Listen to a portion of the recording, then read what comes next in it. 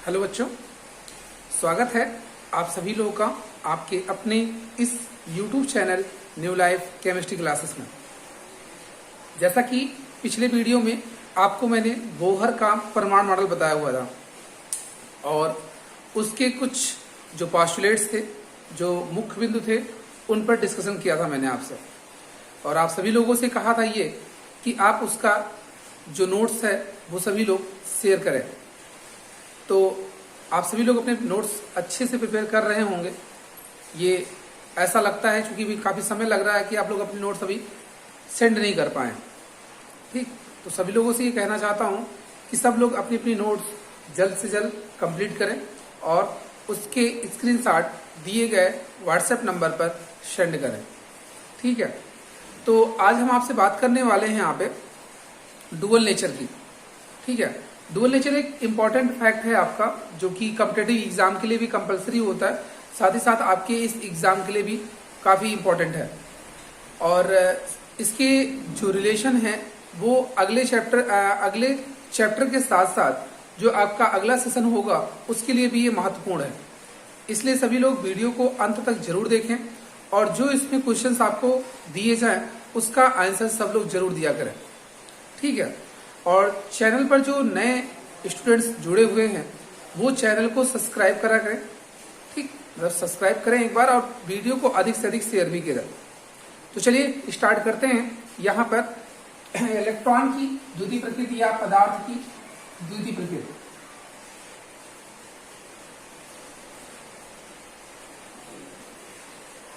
द्वितीय प्रकृति, dual nature of matter, और यहां पे इलेक्ट्रॉन्स का भी आप कह सकते हैं, है ना। तो जिस तरह से आपको ये पता है कि प्रकाश जो होती है वो भी डुअल नेचर रखती है, और प्रकाश जिस तरह से डुअल नेचर शो करती है उसी आधार पर हमें यहाँ पर इलेक्ट्रॉन के या पदार्थ की द्वितीय प्रकृति के बारे में भी स्पष्टीकरण देना है। प्रकाश का डुअल नेचर कैसे बताया जा रहा है? डुअल नेचर उसका ये है कि भाई अगर कोई कण है, बहुत ही छोटा सा कण है, वो क्या करता है कि एक क्षण वो कण की जैसा बिहेव करे और दूसरी क्षण जो हो वो तरंग की जैसा बिहेव करे। मतलब डुअल नेचर का अर्थ यहाँ पे यही है कि अति सूक्ष्म पार्टिकल की आप यहाँ पे बात कर रहे हैं, जो अल्ट्रा माइक्रोस्कोपिक होते हैं, उस ऐसे पार्टिकल्स की आप चर्चा यहाँ पे कर रहे हैं जो कण और तरंग, मतलब पार्टिकल और वेव दोनों की तरह बिहेव करता है। जैसे एक आपने एग्जाम्पल देखा होगा विकिरण का, दूसरा एग्जाम्पल आपने देखा होगा इस अपवर्तन का, ठीक है, और तीसरा एग्जाम्पल प्रकाश वैद्युत प्रभाव का। ये सभी जो हैं आपके वो डुअल नेचर को शो करते हैं, द्वितीय प्रकृति को स्पष्ट करते हैं। तो यहाँ पर जो पदार्थ की द्वितीय प्रकृति के बारे में हम आपसे बात करने वाले हैं, इस द्वितीय प्रकृति का जो मुख्य आधार है वो डी ब्रोगली द्वारा दिया गया है। किसके द्वारा? डी ब्रोगली के द्वारा दिया गया है।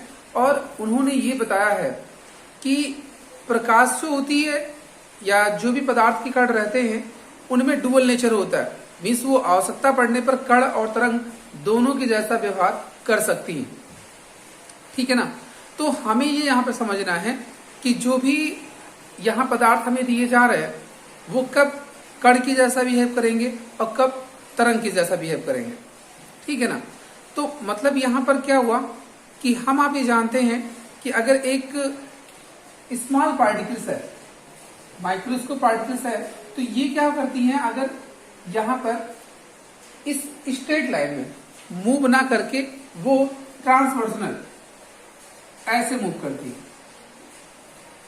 बहुत ही छोटे पार्टिकल्स जो होते हैं, तो यहाँ पर एक तरह से ये अनुप्रस्थ तरंगों की जैसा बिहेव करती है और यहाँ पर एक कण की जैसा है ही।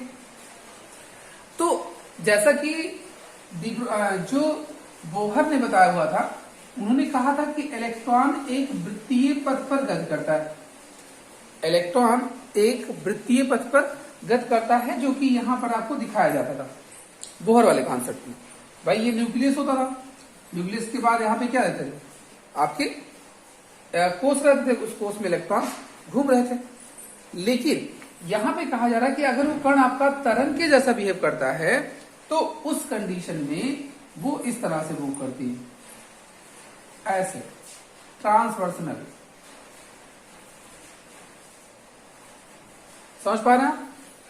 पार्टिकल इस तरह से मूव करते हैं। जब पार्टिकल इससे मूव कर रहे हैं, इसका मतलब क्या हुआ कि इनमें एक स्ट्रेट लाइन की जैसी कंडीशन नहीं आ रही, एक ट्रांसवर्सनल आ रही है।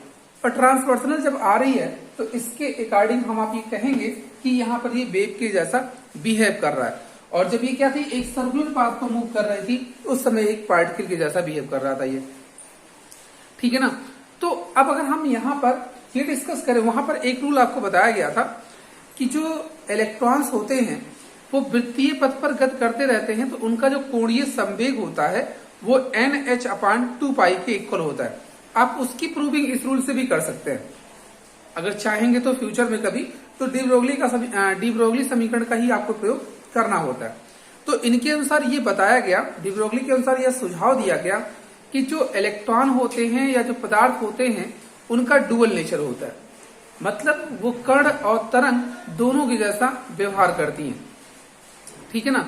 वो कण और तरंग दोनों के जैसा व्यवहार करती है। तो इसके लिए क्या हुआ, इनमें दो वैज्ञानिकों का अहम योगदान रहा। मतलब डी ब्रोगली के कॉन्सेप्ट को प्रूव करने के लिए, डी ब्रोगली के इक्वेशन को प्रूव करने के लिए दो साइंटिस्टों का काफी महत्वपूर्ण रोल रहा इसमें। ठीक है? तो उसी इक्वेशन की डिस्कशन हम आज इस वीडियो में करने वाले हैं आपसे।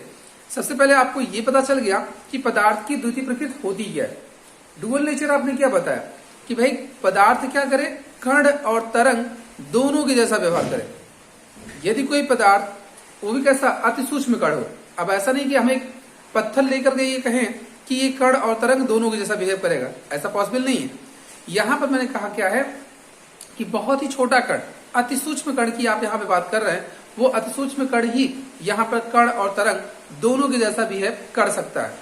इसी अति सूक्ष्म कण पर ही हाइजेनबर्ग ने अपनी अनिश्चितता का सिद्धांत भी दिया हुआ था। आगे उसके बारे में हम आपसे डिस्कस करेंगे।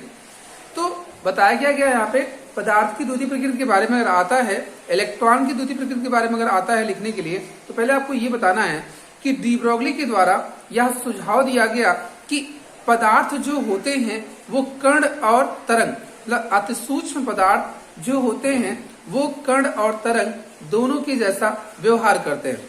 ठीक, इस कॉन्सेप्ट को, इस अभिधारणा को सिद्ध करने के लिए दो वैज्ञानिकों का महत्वपूर्ण योगदान रहा, जो इस प्रकार से। उनमें से सबसे पॉपुलर जो एक साइंटिस्ट थे वो आइंस्टीन और दूसरे मैक्स प्लांक। तो मैक्स प्लांक का क्वांटम सिद्धांत क्या कहता था कि जो ऊर्जा होती है वो उसके पैकेटों के रूप में, मतलब कि ऊर्जा के पैकेटों के रूप में वहां से उत्सर्जित होती है। ठीक है? तो जिसे वहां पे क्वांटा कहा गया था। तो इनका कॉन्सेप्ट अगर हम देखें पिछली, तो वो कहते थे E प्रोपोर्शनल न्यू के, जहां न्यू फ्रीक्वेंसी बताती है, भाई वो कितनी बार वहां पर रोटेट कर रहा है, उसी के अकॉर्डिंग क्या होगी, वहां से एनर्जी रिलीज होती रहती है। ठीक है ना?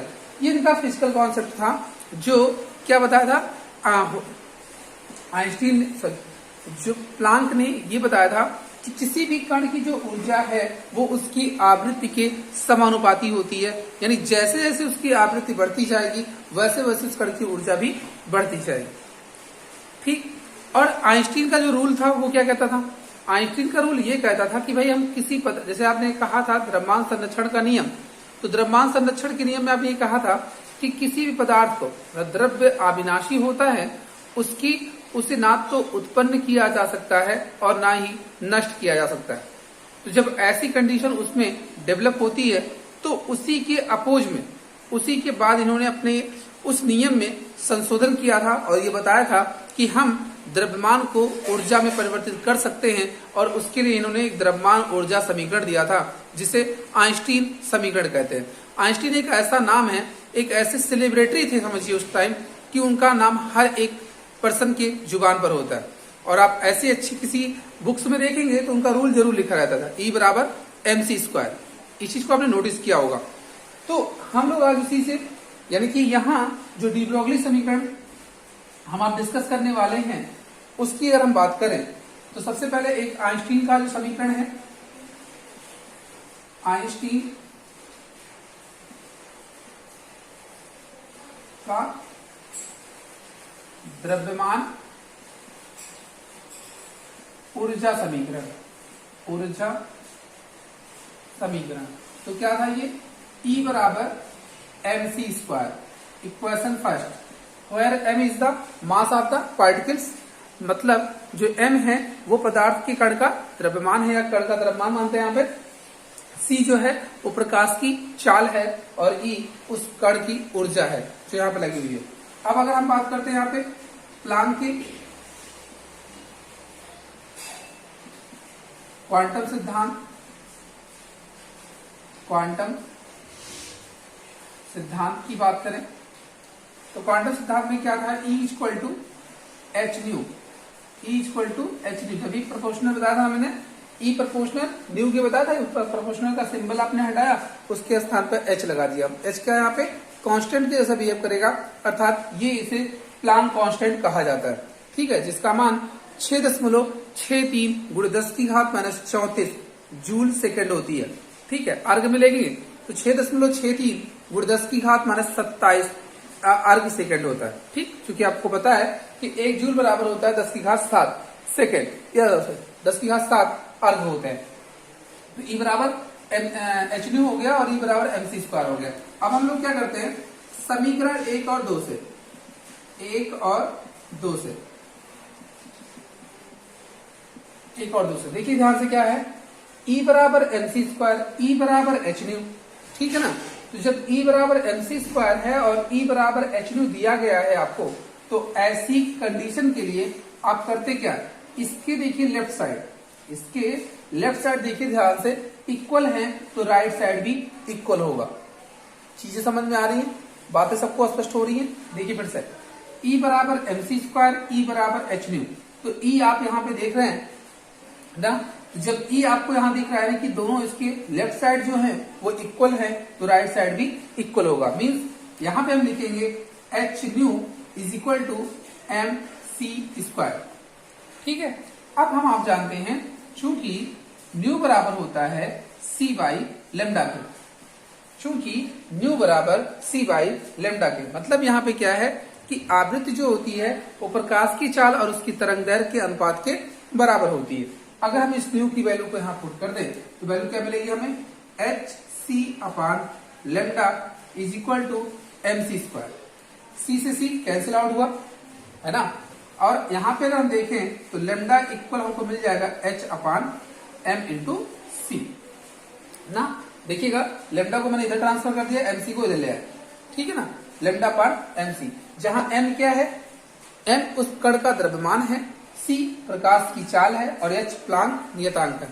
प्लांक नियतांक भी स्थिर होता है, सी का मान भी स्थिर रहता है, तो मूव किसके ऊपर कर रहा है, एम के ऊपर कर रहा है। यानी कि उस पार्टिकल का द्रव्यमान जितना ज्यादा होगा उसकी तरंग दैर्घ्य उतनी कम होगी। भाई देखिए एक तरह से इनवर्सली प्रोपोर्शनल में तो आ रहा है, ये कांस्टेंट ये कांस्टेंट, बचा कौन, यम बचा। तो यम अगर बचा 1 अपान एम की बात करें, 1 अपान एम इक्वल किसके हो रहा है, लेमडा के।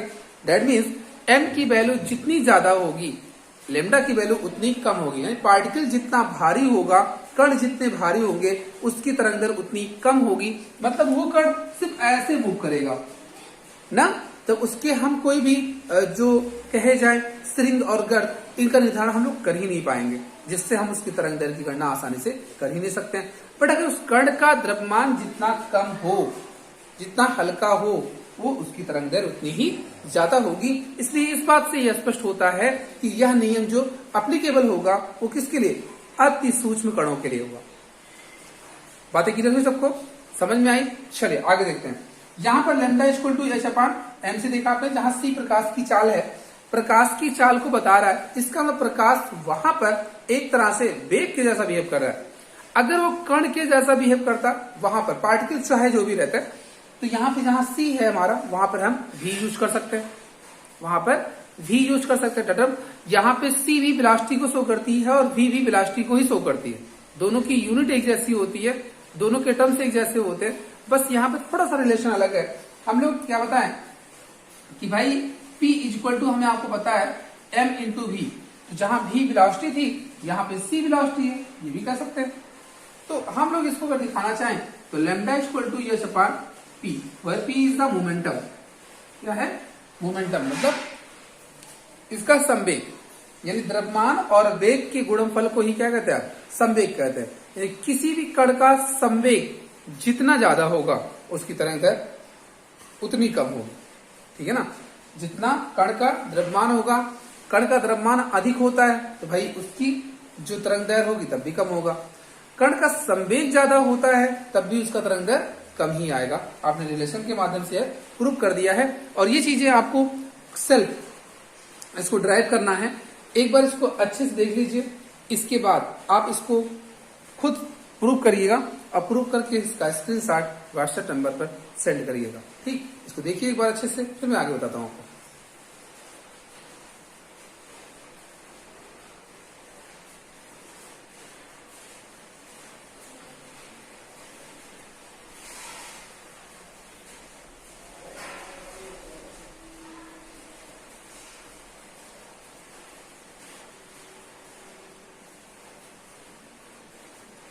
हो गया?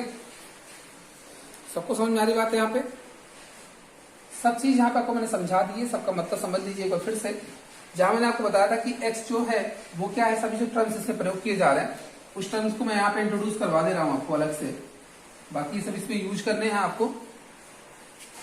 h जो कि प्लांक नियतांक है, प्लांक कांस्टेंट है, प्लांक नियतांक जिसका मान आपको बताया गया 6.63 गुणे 10⁻⁻34 जूल सेकेंड। c प्रकाश की चाल है, वेलोसिटी ऑफ लाइट, प्रकाश की चाल जिसका मान 3 गुणे 10⁸ मीटर प्रति सेकेंड होता है। इसका न्यू जो है वो फ्रीक्वेंसी है, आवृत्ति को बताती है, जिसका मात्रक होता है हर्ट्ज। इसकी वैल्यू अलग अलग होती है क्योंकि जितना पार्टिकल वहां पे मूव करेगा उसी तरह से इसकी आपको आवृत्तियां मिलेंगी। और इसके बाद फिर आपको बताया गया था p जो है मोमेंटम, संवेग होता है जिसका मात्रक आप यहां बोल सकते हैं किलोग्राम मीटर प्रति सेकंड। ठीक है, और कोई टर्म्स इसमें तो आया नहीं ऐसे। m मास ऑफ सबस्टेंस, पदार्थ का द्रव्यमान है, यहाँ पे पदार्थ का द्रव्यमान है ना। चीजें सबको समझ में आ रही होंगी। तो ये इसमें प्रयुक्त जो टर्म्स थे वो मैंने आपको यहाँ समझाए हुए हैं। h प्लांक नियतांक है जिसका मान आपको दिया गया 6.63 गुणे 10⁻34 जूल सेकेंड है। ध्यान रहे, अगर ये अभी ये MKS पद्धति में बताया गया आपको, अगर इसकी वैल्यू आपसे CGS पद्धति में पूछी जाती है तो यहाँ पे वो अर्ग सेकंड में होता है। और अर्ग सेकंड में आपको पता होना चाहिए कि इसका मान 6.63 गुणे 10⁻27 अर्ग सेकंड होती है, क्योंकि 1 जूल बराबर जो आपका होता है वो 10⁻7 अर्ग होते हैं। ठीक है, चीजें यहां तक सभी को समझ में आ गई हो तो बताएं, फिर इसके आगे हम आपसे डिस्कस करते हैं ना। चलिए, ये चीजें समझ गए सब लोग। अब हम आगे इसको हटा रहे हैं हम।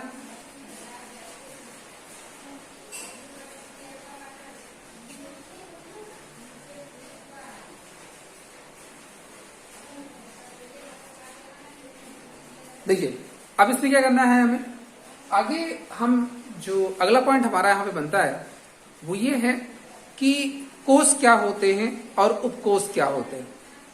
डेट मीन्स सबसे पहले हम यहाँ पे कक्ष और कक्षक में पहले एक अंतर आपको बता देते हैं। मीन्स कक्षक क्या होते हैं। ठीक, कक्ष तो सबको पता ही है क्या चीज। कक्ष का मतलब ये होता है कि इलेक्ट्रॉन जिस वृत्तीय पथ में, किसी भी परमाणु का इलेक्ट्रॉन जिस वृत्तीय पथ पर गति करता है उसे ही उसका कक्ष या कोष कहते हैं। समझ में आई बात? क्या बताया कि इलेक्ट्रॉन, किसी भी परमाणु का जो इलेक्ट्रॉन है वो जिस वृत्तीय पथ पर गति करता है, वही उसका कोष या कक्ष कहलाता है। और कक्षक की बात करें यहाँ पे, कक्षक जो कि मोस्ट इंपॉर्टेंट है, मॉडर्न कॉन्सेप्ट में देखें तो कोष का उतना रोल नहीं रहता है जितना कि इस ऑर्बिटल का होता है, मींस कक्षक का होता है। तो कक्षक को आपको अच्छे से समझना है। तो सुनिएगा ध्यान से। कक्षक जो आपको बताया गया कि इलेक्ट्रॉन पाए जाने की किसी भी परमाणु के नाभिक के चारों ओर का वह त्रिविमीय क्षेत्र, किसी भी परमाणु के नाभिक के चारों ओर का वह त्रिविमीय क्षेत्र जहां इलेक्ट्रॉन पाए जाने की संभावना अधिकतम होती है।